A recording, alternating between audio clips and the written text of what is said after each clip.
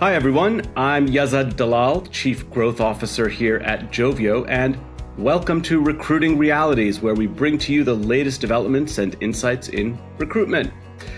Today, we're talking, as always, to our in-house labor market economist, David Garrett, about the U.S. jobs report for May 2024, just came out last Friday. Hello, David. Hey, how's it going? Great to be here. David, the most recent U.S. jobs report that came out for the month of May said that the U.S. labor market gained 272,000 jobs in May, way more than forecast. The unemployment rate's now been at below 4% for 30 months. I think that's the longest stretch in half a century. But the unemployment rate also rose to the highest level since January 2022, breaking a streak. I think it was 27 straight months where it had stayed below 4%. And I think that's the longest sub 4% run since the 60s. And all the major industry groups are now back above where they were pre-pandemic, back above those employment levels. In fact, there was one lone laggard, leisure and hospitality. But even that, because there was a revision to the numbers in April, even that is back above its high water mark from before the onset of the pandemic. So as we talked about last month, that group had suffered the largest losses during the pandemic. And for our listeners, at Joveo, we publish interactive insights across all major occupations in the US. You can check that out on our website, joveo.com/interactive-insights. So David, I have lots of questions. Let's get started. What are some of your major takeaways from the May 2024 BLS jobs report?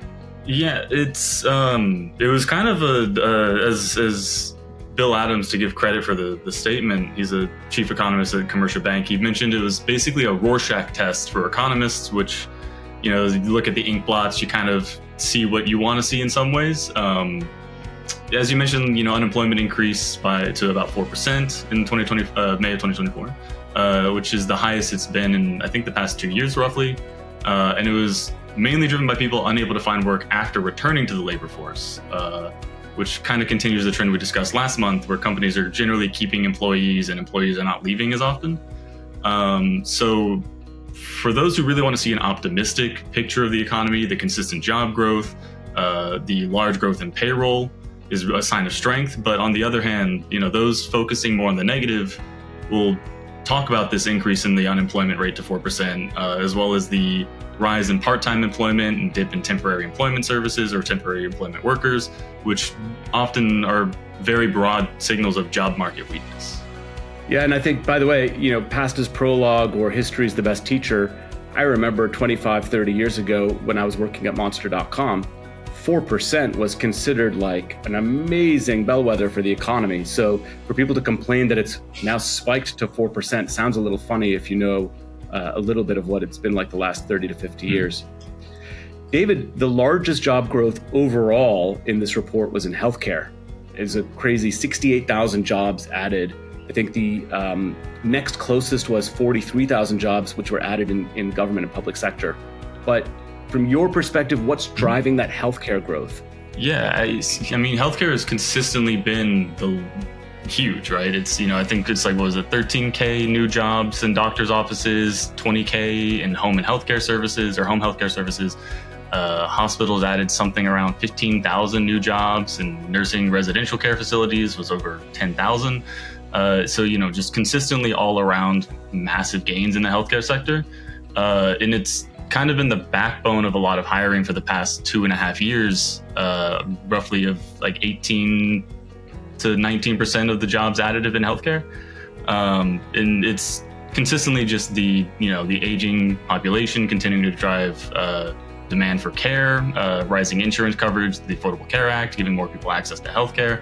I really, the consistent need for nurses and doctors, I don't see stopping anytime soon. And I think that going forward, you're only going to continue to see it be at top because it's such an acyclical labor market. And David, I know we're always talking about the nursing shortage, but we also talk a lot about the trucking shortage. And I saw that the report showed that transportation and warehousing also added over 10,000 jobs. Tell us a little bit more about that. Yeah, I mean, we saw a pretty big jump in the wages. The wages for transportation employees moved to around $29.68 on average, which is, I believe, the highest that it's ever been, and that's nationally. And a lot of this growth has been driven by a specific industry within, or a specific subsector of that economy or that labor market, which is reefers and dry vans. Not the reefer madness kind. It's types of trucks that deliver commodities like food, beverages, produce to your local stores, like in Texas. Delivering refrigerated goods, not reefers. Yeah, we got it. Yeah, exactly. Yeah.